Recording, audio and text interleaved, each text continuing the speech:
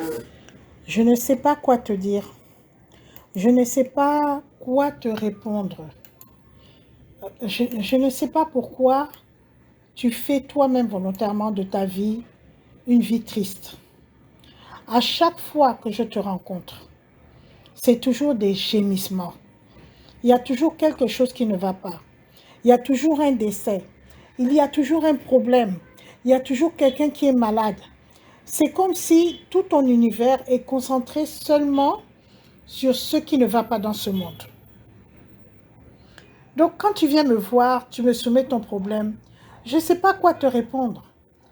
Parce que moi, j'ai une autre vision de la vie.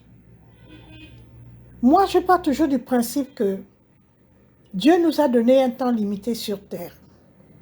Et que ce n'est pas remercier Dieu, ce n'est pas rendre gloire à Dieu, que de prendre ce temps-là pour les gémissements. C'est comme si chaque jour que Dieu te donne à vivre, c'est pour toi le pire des calvaires sur cette terre. Mais dans ce cas, va dans au pays des morts. Parce que ton esprit négatif, ton esprit triste, ton esprit déprimé, tu veux le contaminer à tout ton entourage. Je vais être honnête avec toi, je n'ai pas la joie quand je te vois. Parce que je sais que quand je te vois, quand je te rencontre à la route, tu vas encore me faire toute la panoplie des problèmes que tu as.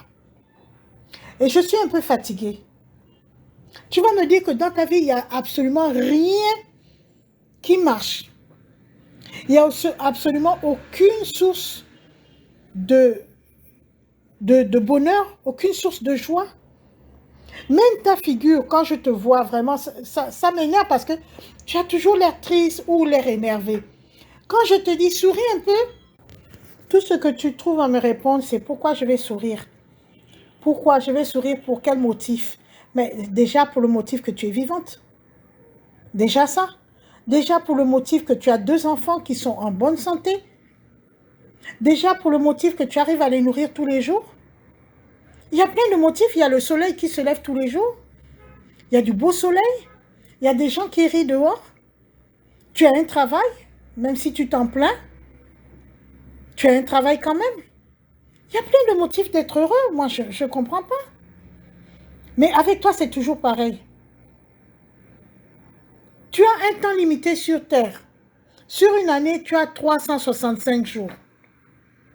Sur chaque jour, tu as 24 heures. Et lorsque tu as passé minuit, les 24 heures qui sont passées là, tu ne les retrouveras jamais. Elles ne reviendront jamais dans ta vie. Donc, si tu as perdu 24 heures à gémir, à être triste et tout, eh bien, tu as perdu 24 heures de bonheur en fait. Dans les 24 heures de jour qu'on te donne. Tu as perdu toute une journée à te lamenter. Et cette journée-là ne reviendra plus jamais. Si par exemple aujourd'hui, on est le 20 juin 2000, je ne sais quoi, eh bien cette journée du 20 juin 2023 par exemple, ne reviendra plus jamais dans ta vie. Tu l'as perdue, tu l'as jetée à la poubelle. C'est comme si tu as plein de trésors dans ton sac et tu perds ces trésors-là au fur et à mesure et lorsque le sac est vide, tu vas dire mais je n'ai pas de trésor. Mais chaque jour, Dieu te donne l'occasion d'être heureuse. Chaque jour, Dieu te donne l'occasion de sourire, d'apprécier ce qui est autour de toi. Les couleurs, les gens. Dieu merci, tout le monde n'est pas malheureux comme toi. Tu peux rencontrer quelqu'un, la personne te dit « Oh, bonjour, je suis content et tout. » Mais vis son bonheur avec. Hein? Partage le bonheur avec lui. Mais moi, je t'assure, je n'aime pas te voir. Parce que quand je te vois, tu vas pourrir ma journée. Tu vas rendre ma journée ténébreuse. Moi, je veux que chaque jour, je dis bien chaque jour que Dieu fait, ce soit pour moi un jour de bonheur. Même s'il y a des sujets qui vont me perturber dans la journée, je dis c'est pas grave. Ça m'a énervé peut-être 1 heure de temps, mais j'ai 24 heures, donc il me reste 23 heures de bonheur. Parce que je veux mon quota de bonheur quotidien. Quoi qu'il arrive, quoi qu'il advienne, je veux mon quota de bonheur quotidien parce que c'est ce que Dieu nous a promis. Et moi, j'ai décidé de prendre toutes les bénédictions de Dieu, j'en fais mienne. Il a dit qu'il veut que nous soyons heureux. Donc, moi, je veux mes 24 heures de bonheur. Chaque jour. Tu m'as embêté aujourd'hui, c'est pas grave. Quand je rentre chez moi, j'oublie que tu m'as embêté parce que j'ai encore des heures de bonheur à récupérer. C'est comme ça que tu dois vivre. C'est comme ça que tu dois apprécier la vie que Dieu te donne chaque jour. C'est pas tout d'aller à l'église parce que toi, tu me fatigues aussi avec cette affaire-là. Oh, il y en a dit, tu ne vas pas à l'église. Il y en a dit, tu ne vas pas à l'église. Non, moi, je ne vais pas à l'église. Mais je prie Dieu tous les jours. Je partage ma vie avec Dieu. Je converse avec Dieu tous les jours. Tous les jours. Moi, je suis plus proche de Dieu que toi qui vas tout le temps à l'église. Parce que tu vas à l'église, tu chantes, tu danses, tu chantes, tu danses. Mais tu ne vis pas la vie que Dieu t'a promise. C'est ça. Au quotidien, tu es toujours dans les lamentations et tout, alors que Dieu t'a promis le bonheur. Mais quand tu vas à l'église, on te dit bien que Dieu t'a promis le bonheur. Oui, Dieu m'a promis le bonheur. Alléluia, alléluia, Mais dès que tu quittes l'église, tu recommences tes gémissements. Je ne comprends pas ta manière d'aimer Dieu ou de suivre Dieu. Pour moi, il y a quelque chose qui ne va pas. Soit tu le suis, soit tu ne le suis pas. Mais il n'y a pas de demi-mesure. Tu ne peux pas suivre Dieu, tu ne peux pas être proche de Dieu, tu ne peux pas converser avec Dieu tous les jours et passer en même temps ton temps dans les lamentations. Il y a quelque chose qui ne va pas là. Tu vas dire que quand on suit Dieu, c'est-à-dire que Dieu nous amène la misère, le malheur, la tristesse et tout ça là.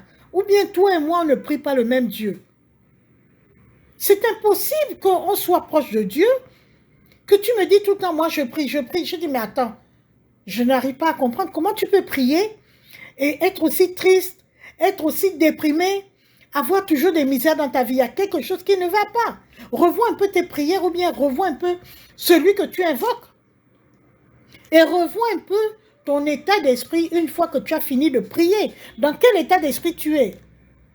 Tu ne peux pas être en contact avec la source de joie et dès que tu as fini de prier, tu retournes dans la source de tristesse. Il y a quelque chose qui ne va pas là.